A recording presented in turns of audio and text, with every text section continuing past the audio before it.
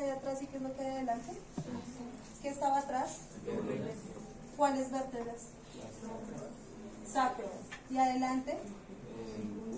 Ok, o sea que ¿dónde está alojado el útero? Exactamente. Esa es la asociación que yo necesito que ustedes vayan haciendo poco a poco. ¿Listo? Seguro que eso no se te va a olvidar. Espera. Si ustedes asocian los conceptos y le ponen lógica, no se les va a olvidar. Y cuando estén en cirugía, saben en qué están trabajando. Vuelvo y les digo, lo que se escrito queda perfecto, pero yo lo que quiero es que quede claro en las cabezas. Entonces, el útero está suspendido en la pelvis. ¿Y a través de qué está suspendido? De los ligamentos. ¿Qué ligamentos? Está el ligamento ancho, el ligamento ureterovesical, está el útero sacro, ¿cierto? Hay varios ligamentos. ¿Cuál es la diferencia entre ellos? Que son pliegues, porque les decía al inicio, pliegues peritoneales y hay ligamentos verdaderos. ¿Cuál es la diferencia? Que los pliegues peritoneales son hojas más delgadas, mientras que los ligamentos verdaderos son más fibrosos, son más gruesos, que se unen al cuello uterino, como por ejemplo el redondo, el pubo cervical, el cervical transverso y el recto uterino.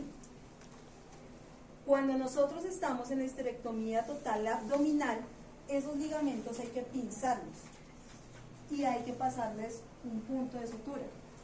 ¿Con qué objetivo? De cerrarlos, de que quede el paquete cerrado, porque si ellos quedan sueltos, me pueden presentar obstrucciones después. Entonces, por eso hay que ligarlos. Están los pliegues peritoneales, de los cuales hace parte el ligamento ancho. Dice que se extiende desde ambos lados del útero hacia las paredes laterales y el piso de la pelvis. Aquí les decía, pelvis. Formado por el mesosalpinx. ¿Y qué hace el mesosalpinx? Encierra las tubas uterinas, que son las mismas trompas de falopio o trompas uterinas. Mesoovario, que transporta los vasos y nervios ováricos, y el mesometrio, que contiene parte del ligamento cervical transverso. ¿Están entendiendo hasta el momento qué tiene cada paquete de ligamentos? Ahora, el pliegue ureterovesical, ¿de dónde a dónde va? Se extiende desde la unión del cuerpo uterino y el cuello uterino hasta la vejiga. Por eso arranqué con anatomía. ¿Más o menos se lo están imaginando? Sí, más o menos. Crea el fondo de saco ureterovesical. El pliegue rectouterino se extiende desde el fondo de saco vaginal posterior hasta el recto, creando el fondo de saco rectouterino o de Douglas. Ellos en cirugía nombran mucho el saco de Douglas. ¿Listo? Que es este referente que tienen acá. Ahora vamos con los ligamentos verdaderos, que son el ligamento redondo, el cervical transverso y el ligamento rectouterino. El redondo se extiende desde el cuerno del útero, o sea, ¿qué es eso? La misma trompa, a través del ligamento ancho hacia el tejido conectivo del labio mayor. O sea, que es grandísima esa hoja. Contiene los nervios, vasos sanguíneos y linfáticos del útero. El ligamento cervical transverso se extiende desde las paredes laterales de la pelvis. ¿Están ubicados? Métanse en la pelvis. Paredes laterales, o sea, los lados. Hacia la porción supravaginal del cuello uterino. ¿Qué quiere decir? Donde termina el cuello del útero y arranca la vagina. Y transporta la arteria uterina. El ligamento rectouterino se extiende desde la cara anterior del sacro. ¿Se acuerdan del sacro? Cuando dijimos que aquí atrás habían unas vértebras. Hasta las porciones laterales del cuello y cuerpo uterino. Correlaciones clínicas, prolapso del útero. ¿Qué quiere decir? Que cuando yo tengo un prolapso del útero, quiere decir que el útero desciende, se cae y tiende a salir por la vagina. Todos estos ligamentos están laxos y no hay suspensión del útero. ¿Listo? ¿Vamos a ver hasta ahí?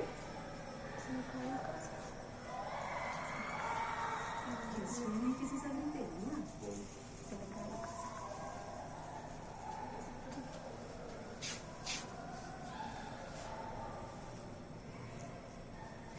Esto es lo que cubre el ligamento ancho. Por eso les dije, es una hoja grande. ¿Dónde se está insertando aquí ese ligamento? No, el cuello. Cuello uterino. Y viene desde Las trompas. el ovario. ¿Está dentro o encima del ligamento? Encima. Encima del ligamento. ¿Listo? Y solamente me coge ¿cuántas porciones de la trompa? ¿Cuáles? El istmo y la ampolla. Y el istmo.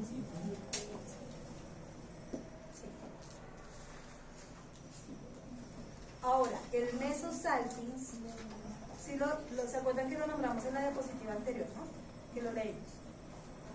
Me toma toda la parte inferior, desde la parte inferior de la trompa, la parte posterior de la trompa, y viene hasta el ovario. ¿Listo? Y este ligamento uterovario. Ahora el ligamento mesoovárico o el uterovárico. Bien, el útero al ovario. Es decir, el mismo ligamento les dice a ustedes de dónde a dónde va con el nombre. Si ustedes lo analizan bien. No me interesa que se sepan esto de memoria. Mesométrico. Entonces viene por debajo del ovario y del ligamento ¿qué? Ancho. Uterovárico hasta El cuello del útero. hasta el cuello uterino. Y está por debajo de qué hoja?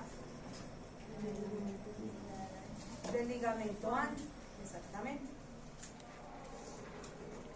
Ahora el ligamento suspensorio del ovario es uno solo que viene, ¿se acuerdan de dónde iba?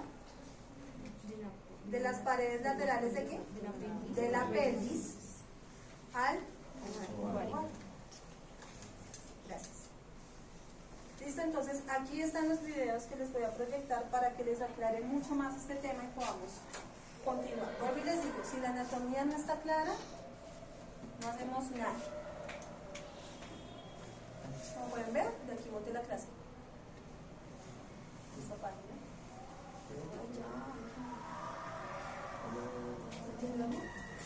Buenas tardes, profe.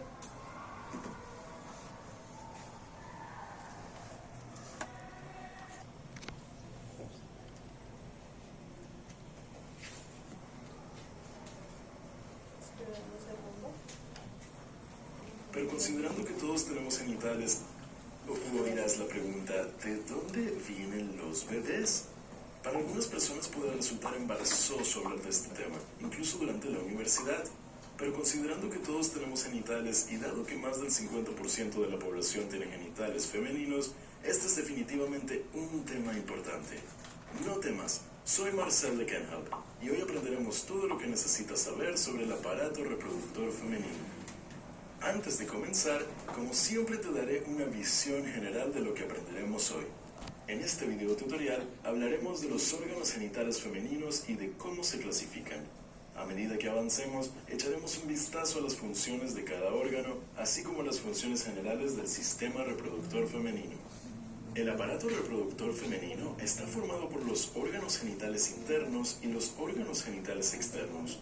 Los genitales internos están formados por los ovarios, las tubas uterinas, el útero y la vagina. Los genitales externos están compuestos por el vestíbulo de la vagina, los labios menores, el clítoris, los labios mayores y el monte del pubis.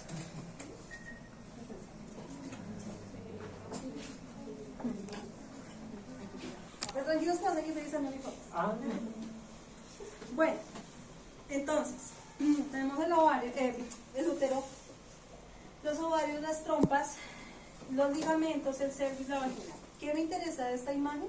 Que ustedes se ubiquen anatómicamente y que entiendan cuáles son las relaciones del útero, cuáles son los ligamentos suspensorios, cómo están ubicados y cómo van las hojas. Si ustedes se dan cuenta, el primer ligamento y el que está sobre los demás y por detrás tapándolos a todos es el ancho, ¿sí? Cuando nosotros veamos histerectomía abdominal, yo les voy a hacer referencia a ustedes a que se clampean, se cortan y se ligan los ligamentos. ¿Cuáles? Los que estamos viendo desde hoy. Por eso cuando yo esté dando la técnica quirúrgica, no me detengo a decirles cuáles son los ligamentos, porque desde hoy ustedes ya deben tener una anatomía lista. ¿Es claro lo que estoy diciendo? Ahora, músculos de la pelvis o pélvicos. Entonces, está el cuerpo perineal, que está compuesto por los elevadores del ano, el músculo puboanal, pubococcígeo, ileococcígeo, coccígeo y obturador. Esos son los músculos que están en la parte de abajo del pelvis, en el piso pélvico, y son los que ayudan a que esos ligamentos también hagan la tracción que deben hacer para suspender el útero. Si esos músculos no tienen fuerza y están laxos, los ligamentos también van a soltar y por ende vamos a tener prolapso uterino. Es la importancia de que las mujeres hagamos ejercicios de esos músculos pélvicos para prevenir con los años, o ahorita porque todas están muy chiquitas, pero con los años la incontinencia urinaria. ¿Listo? Ayuda muchísimo. Ahora vamos a entrar con lo que es pared abdominal. ¿Cuáles son los planos que tenemos para poder abordar la pared abdominal y cuáles son las incisiones que manejamos en ginecología en la pared abdominal? Para trabajar ginecología nosotros tenemos realmente tres accesos. Uno es la pared vaginal, uno es la pared abdominal, el otro es el canal vaginal y el otro es cuando trabajamos por laparoscopia, que sigue siendo abordaje abdominal, con la diferencia que la laparoscopia maneja incisiones mucho más pequeñas. Lo primero que tenemos en el abordaje va a ser la piel. ¿Qué sigue después de la piel? Algonerosis. ¿Sí? Eso, sigan leyendo y abren por osmosis. Tejido celular subcutáneo. Después de ese tejido celular subcutáneo, ¿qué sigue? Las fases. Después vamos con los rectos del abdomen. Debajo vamos a encontrar el oblicuo mayor, después vamos con el oblicuo menor y finalmente vamos a llegar al peritoneo. ¿Listo? Esos son los planos de abordaje de la pared abdominal. Cuando ustedes estén hablando de una técnica quirúrgica, el abordaje no es piel, tejido celular subcutáneo, bla, no. Tienen que hablar de cada uno y con qué lo están haciendo. Estos son los abordajes que manejamos. ¿Listo? Entonces, para la parotomía infraumbilical, histerectomías y resección de tumores, para todo lo que son cirugía de órganos pélvicos, manejamos la Pfanstiedt, que es esta que está acá. Esta. ¿Qué otro nombre tiene esta incisión? ¿Alguien sabe?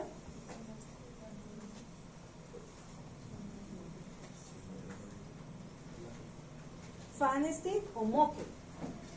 ¿Listo? Es esta. La laparotomía inversa se maneja cuando hay enfermedad oncológica, linfadenectomías, paraórticas, paracavas, exanteración pélvica. La laparotomía inversa es la que ustedes ven acá, que arranca desde acá y sube hasta acá. ¿Listo? Porque una laparotomía convencional siempre empieza desde la parte superior hacia abajo. La Pfanstiedt, más estética, incisión asiforme, la misma laparotomía infraumbilical y cesárea. ¿Listo? De las más manejadas, ¿cuáles van a ser? Pfanstiedt, que me sirve para abordar directamente útero y es la que utilizo siempre que voy a hacer una cesárea. Laparotomía supraumbilical, que sería esta 3, o laparotomía inversa. ¿Listo? Si voy a trabajar la supraumbilical, tiene que ser porque hay un tumor uterino ascendente. Porque acuérdense que hablamos que el útero está alojado ¿dónde? En la pelvis, o sea, en esta parte. ¿Listo? Entonces no se manejaría mucho la supraumbilical, pero sí la inversa. Para la laparoscopia hacemos pequeños cuartos. Esos puertos, generalmente el primero es umbilical y se hacen dos laterales, y cuando veamos los procedimientos con laparoscopia, yo les explico puntualmente cómo se hace. ¿Listo?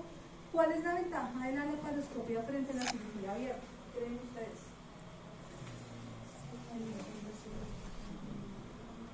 Más de recuperación más pronta.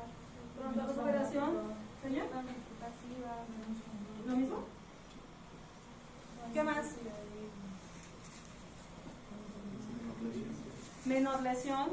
¿Qué más? Menor tiempo de cicatrización.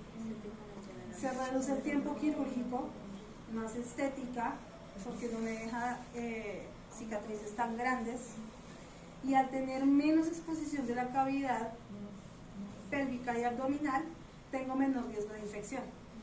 ¿Listo? Por ende, menor riesgo de complicación, siempre y cuando el cirujano tenga la experticia y no vaya a lesionar vasos grandes. Porque si estoy por acá y se lesiona un vaso grande, me toca convertir abierta de uno. ¿Listo? Y el otro acceso que les comentaba es vaginal.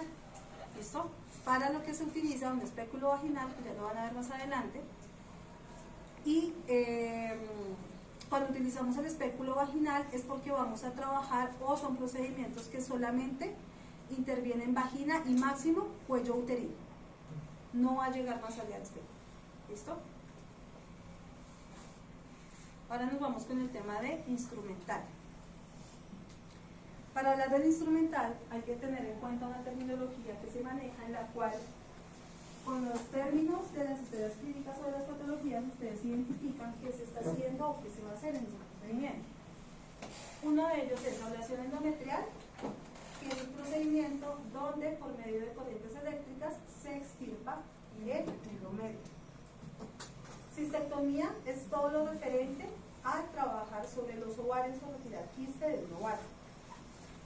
La displasia es crecimiento anormal de células, generalmente son cancerígenas, malignas, en un estado precanceroso, que puede hacer o no, puede que sí o no, pero depende del estadio en el que se identifique ese crecimiento de células. La distocia se asocia al parto no anormal o difícil, y los ejercicios de Kegel son ejercicios que se hacen para fortalecer los músculos pélvicos, de los que les hablaba hace un ratito. Tenemos la EPI, que es muy común que la vean en las historias clínicas, que hace referencia a enfermedad pélvica inflamatoria. ¿Listo? El examen de Papa Nicolau, que es para identificar esas células en tejido vaginal o del útero. Hiperplasia, que es crecimiento normal del recubrimiento uterino. Y un legrado que puede ser ginecológico u obstétrico. ¿Cuál es la diferencia entre los dos? En un legrado ginecológico lo que se hace es sacar los restos de un aborto. Pudo haber sido un aborto espontáneo, idealmente. Y en el legrado obstétrico lo que se hace es tomar muestras de tejido del útero interno para mandarlas a estudio, precisamente para descartar células cancerígenas en esa mujer, porque puede que esté presentando alguna sintomatología. Estas son unas iniciales que es importante que las tengan en cuenta para cuando hagan las lecturas de los artículos, que así las pueden ver después. Ahora, el instrumental, vuelvo y les digo, este es el básico. Esto es un mango de bisturí, ¿qué? 3. En el mango de bisturí 3, ¿qué hoja monta? 10. Listo. Este es un mango. 4. ¿Qué hoja monta? Listo. Esto es un mango. 7. ¿Qué hojas monta? Las mismas del 15. Del 15, del 3. ¿Cuáles son? Claro. ¿Cuál es la diferencia entre este mango de bisturí y este si le montan las mismas hojas? La profundidad. Si usted va a trabajar en tejido superficial, utiliza un mango 3. Pero si usted va a trabajar en profundidad, le conviene un mango 7. ¿Listo? Dime. No tiene la misma longitud del 7. siempre sigue siendo más largo. Las pinzas de disección están con dientes o sin dientes, entonces la pinza de disección sin dientes la van a utilizar siempre que ustedes tengan tejidos friables, que si al tomar el tejido se puede desbaratar, entonces es mejor una pinza de disección sin dientes, ¿listo? Y para todas las estructuras que sean vascularizadas, usted no puede ir a coger un vaso con una pinza de disección con dientes, debe ser sin dientes. Y la pinza de disección con dientes es ideal para tomar tejidos fuertes o piel. ¿Listo? No para cavidad interna. Siempre que ustedes vayan o les pidan una disección con dientes, es para piel o para tejidos fuertes, fibrosos, no para vasos ni tejidos friables. La disección rusa es muy utilizada en ginecología. De hecho, digamos que es la disección de preferencia de los ginecólogos. Con esta disección es que ellos hacen la mayoría de toma de todos los tejidos en las técnicas quirúrgicas, y sobre todo se utiliza para las esteropafias, para hacer el cierre del útero cuando estamos en cesárea. ¿Listo? Tijera de Mayo, tijera de Metzen. ¿Cuál es la diferencia entre una de Mayo y una de Metzen? Para suturas es para tejidos. ¿Qué hace la de Mayo? De suturas. Corte de material. ¿Y la de Metzen? La corte de tejido. ¿Cuáles son las variaciones que pueden encontrar de la tijera de Metzenbach? La curva recta y el largo de la hoja. Pinzas Kelly o Rochester. ¿Para qué sirve una Kelly? Hemostasia. Para hacer hemostasia igualmente en vasos superficiales. ¿Listo? Si voy a hacer hemostasia en un vaso más profundo, ¿qué tendría que utilizar? ¿No? Kelly. ¿Para qué es la Rochester? ¿Qué les están diciendo? Para pinzamientos. Pinzamientos de grandes estructuras. ¿Por qué? Ustedes no pueden hacer hemostasia con una Rochester porque esta pinza es muy fuerte y los dientes son muy agresivos para poder hacer hemostasia en un tejido o en un vaso. Si usted le pone una Rochester, lo que va a hacer es lesionarlo más. Siempre debe ser Kelly o Kelly H. La Rochester es para tomar tejidos más gruesos o vasos más gruesos. De hecho, cuando estamos haciendo la histerectomía abdominal, uno de los pinzamientos es doble Rochester. Porque ¿qué estoy ligando yo ahí? Acabamos de ver. ¿Se acuerdan de los ligamentos? ¿Qué ligamentos fibrosos? Entonces, se utiliza para, por ejemplo, el ligamento ancho. Es un ligamento grueso, largo, que tiene más estructuras internas y que me sirve, entonces la Rochester me sirve para hacer ese clampeo en esa estructura que es muy gruesa. ¿Listo? Y la fuerza de esos dientes me ayudan a que me sujete bien el tejido y que al momento de hacer el corte yo no tenga filtraciones, no se me suelte ninguna estructura y pueda hacer la ligadura completa. ¿Listo? Es la ventaja y la diferencia entre ellas dos. La Rochester nunca va a ser hemostática, chicos. ¿Listo? Hiney o uterinas. Entonces, para tomar todo el pedículo uterino y los ligamentos cardinales. Esta, si ustedes la ven en el equipo y no la analizan bien, se van a confundir con la Rochester, porque las dos pinzas cerradas son exactamente iguales. ¿Cuál es la diferencia entre las dos? La Rochester es lisa. ¿A qué me refiero? Que no tiene puntas que salen, solamente tiene los dientes. ¿Sí se dan cuenta acá? La Hiney tiene este diente que sale y aquí se acopla. Mírenlo acá. Pero si ustedes ven las dos pinzas cerradas, van a creer que la Hiney es otra Rochester. Cuando ustedes entran a cesáreas, siempre revisen sobre todo Rochester y ábranlas todas para encontrar la Hiney. ¿Listo? La van a utilizar en histerectomías abdominales, no en cesárea. En cesárea no es necesario, solamente con la Rochester se defiende.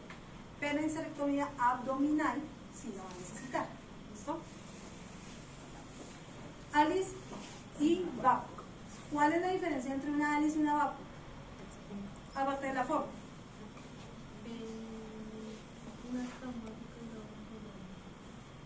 Una es traumática y la otra es atraumática. ¿Cuál es traumática? ¿Y la traumática? Que con ella es que siempre voy a tomar las trompas. ¿Listo?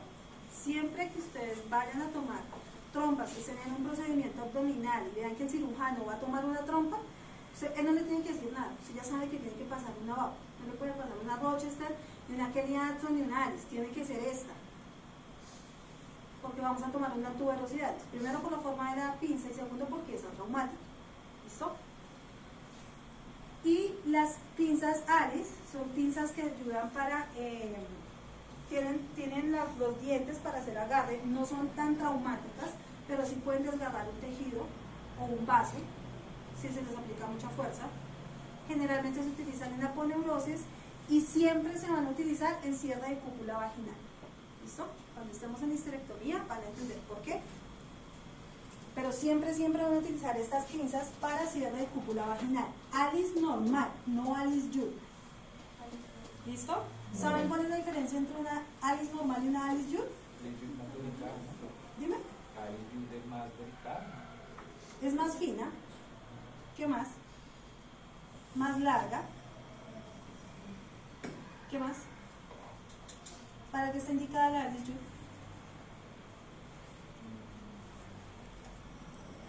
¿Ustedes vieron ese consuelo?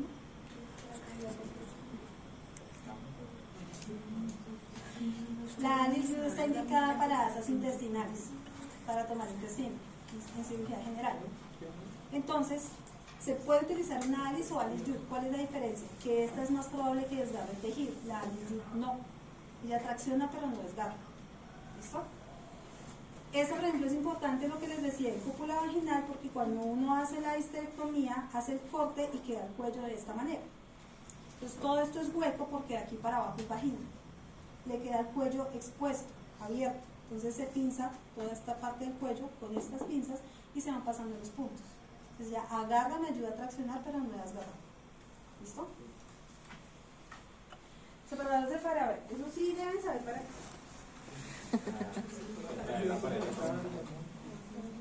No. ¿Entiendes? Yo sé lo que me quieres decir, pero hay que definirlo mejor. Para separar tejidos subcutáneos, aponerosis. Máximo de coger piel, tejido celular subcutáneo. A menos que seas un paciente adulto muy delgado, logres coger aponeurosis con ese separador. ¿Sí? Pero no. En pediátricos se utiliza muchísimo para que, pues digamos que las valvas del separador agarran todos los tejidos y me alcanzan. ¿Sí? Entonces en pediatría sí se maneja más. Pero en cirugía general o en ginecología es básicamente para hacer la separación de los primeros tejidos cuando se hace el abordaje abdominal. ¿Listo? Que es máximo piel y tejido celular subcutáneo. ¿Listo? De ahí para allá, entonces después de que yo utilice un Faraday y yo voy en profundidad en la cavidad abdominal, ¿por qué lo cambiarían ustedes? Por Diver o algo maleable. No, pues ya llegó a cavidad, no, vamos de a poquitos. Después del Faraday, ¿qué podría ser? ¿Qué? No, pero no, antes de llegar a la vejiga. O sea, voy en piel, tejido celular subcutáneo, fascia, músculo. Este ya no me va a alcanzar para traer músculo. Richardson. ¿Listo? Porque ustedes lo que deben tener en cuenta es la longitud de las valvas de los separadores. Ya cuando ustedes están en cavidad como tal, sí pueden utilizar Diver o las valvas maleables. Que la valva, si usted la acomoda a la profundidad que necesite. ¿Listo? Separador abdominal de Balfour. También se utiliza mucho en cirugía general y pues en el gineco para las histerectomías abdominales. Esta valva que trae el separador, hay proveedores que venden este separador con diferentes valvas que son intercambiables y manejan diferentes longitudes. Esta parte de acá. Entonces usted puede mantener el mismo separador y manejar la profundidad de la valva simplemente cambiándola acá. Si este separador estuviera en cavidad abdominal, en una laparotomía, esta valva va sobre qué? Sobre la vejiga. Las espátulas de Velasco también son, digamos que muy clásicas de ginecología. Se utilizan para colocarlas en la cabeza del bebé, como están viendo en esta imagen, ¿cierto? Se colocan de esta manera y dependiendo de la ubicación de la cara del niño, se sube o se baja, para poder ayudar al niño a salir. Siempre que se ubiquen deben tener mucho cuidado con las orejitas de los bebés, ¿sí? Porque a veces no se tiene eso en cuenta y la colocan y lo cortan. Entonces pues no es la idea. La idea es colocarlo de tal manera que ni se la aplasten ni se la corten, que sea una ubicación pues lo más anatómica posible. Pinzas de campo, pues que son para fijar los campos de piel, entonces tienen fierro. Y bueno, no son tan aconsejables realmente para fijar los cables. ¿Por qué? Porque han pasado accidentes que fijando los cables con esta pinza le meten el diente de la pinza al caucho de succión, por ejemplo. O si estamos en la laparoscopia, la fuente de luz. Entonces, si usted ve que no va a utilizar sino un caucho de succión en electro, hágalo. Pero si está en la laparoscopia, le aconsejo no utilice esta pinza para fijar los campos ni los cables. ¿Listo? Idealmente una Kelly, porque la tela es más gruesa. Entonces usted tiene la tela gruesa y coge la Kelly, la pone, ella le va a cerrar, pero después para coger con esa misma Kelly el tejido, la pinza no le va a hacer hemostasia y no le va a agarrar el tejido, porque queda como abierto. Entonces idealmente una lisa. A la lisa no le pasa nada, si usted fija con ella los cables, pero siempre y cuando le sobre, no le vaya a hacer falta en la mesa para la pie, ¿no? Es que dicen, no, pues que la profe me dijo que nosotros fijaban los cables, pero no tengo masajes. No, es la opción B. Las ADER y las LAGE. ADER y LAGE. Diferencia entre las dos. Un diente, dos dientes. ADER es para traccionar el cuello uterino cuando yo estoy trabajando con el espéculo. ¿Listo? Entonces por vía vaginal hace tracción del cuello uterino. Y las LAGE son más utilizadas en cirugía abierta. Ellas tienen dos dientes, pero estos dientes no son tan traumáticos como estos. Estos son más planos. Y lo que me ayudan es hacer tracción de tejido. ¿Listo? No las van a ver mucho, pero hay instituciones donde las utilizan. Espéculo vaginal. Importante que cuando ustedes tengan el espéculo en las alas, verifiquen que estén todos los tornillos. Si no están los tornillos y las arandelas completas, no hay espéculo, porque no tiene cómo ajustarlo. ¿Para qué son estos tornillos? Pues para que el cirujano lo adapte al tamaño del útero, del cuello uterino que está revisando y pueda trabajar de la mejor manera, ¿sí? Para que no necesite un ayudante que le esté levantando ninguna de las válvulas. Por eso les digo, si no hay tornillo y si no hay arandelas, no se puede utilizar el espejo. ¿Listo? Siempre deben estar pendientes cuando lo vayan a utilizar, que esté completo, y cuando lo vayan a entregar, entreguen y coloquen escrito que está completo. Porque después dicen que el instrumentador no entregó el espéculo completo y por eso no aparece en la torta. Les deben entregar también completo. Una pregunta, ¿no hay ocasiones en las que se utilicen espéculos de metal? En cirugía no, en consultorio sí, pero en cirugía no. El separador de Breisky es un separador que, si ustedes se dan cuenta, las formas de la valva del separador son muy parecidas a la del espéculo.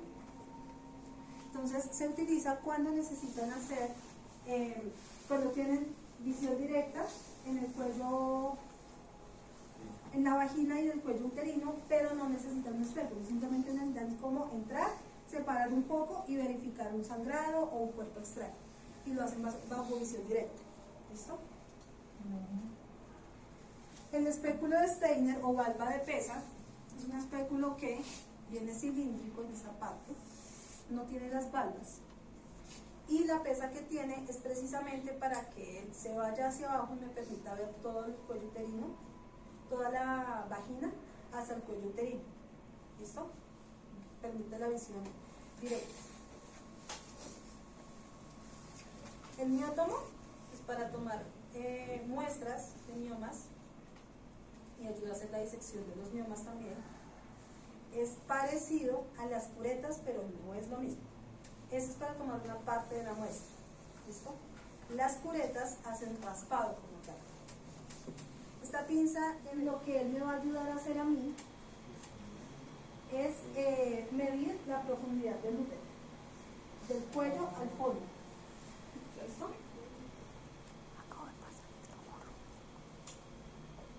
Están las pinzas de Pozo y de Jacobs, que son parecidas a cuáles vimos que son parecidas a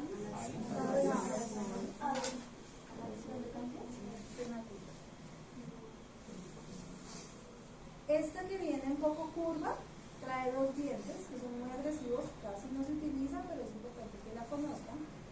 Y esta es muy parecida a la tenáculo. ¿Se acuerdan que vimos la tenáculo?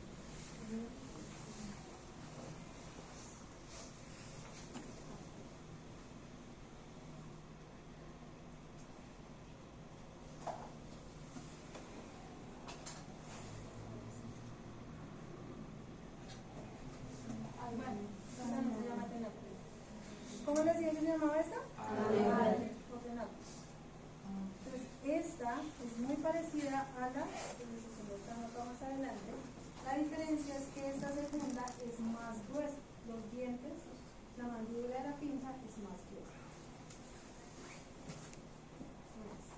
¿Listo? Pero también es para tracción del poliuterino.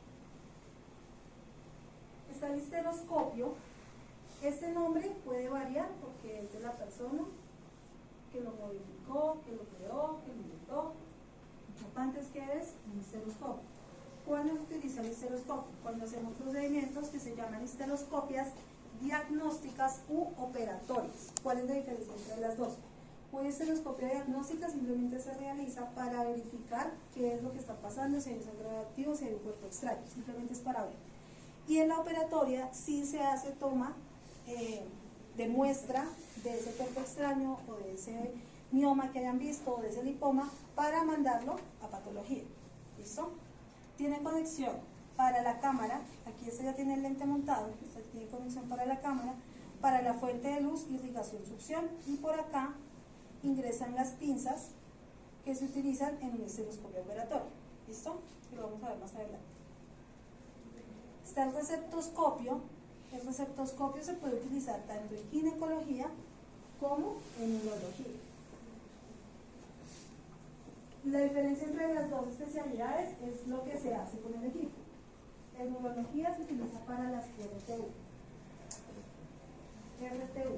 ¿Alguien sabe qué es eso? Recepción la resección transuretral prostática. Y en gineco lo utilizamos cuando necesitamos entrar al útero y retirar cuerpos extraños o tejido anormal que ha crecido dentro del útero. Entonces entran y se hacen esos cortes de ese tejido. Él trabaja con bipolar y con unas asas que son las que llevan la corriente y hacen los cortes, y a medida que van haciendo el corte van haciendo también el eustacio. Y eso sería todo por hoy. ¿Dudas, preguntas? La diapositiva de las envías a WhatsApp.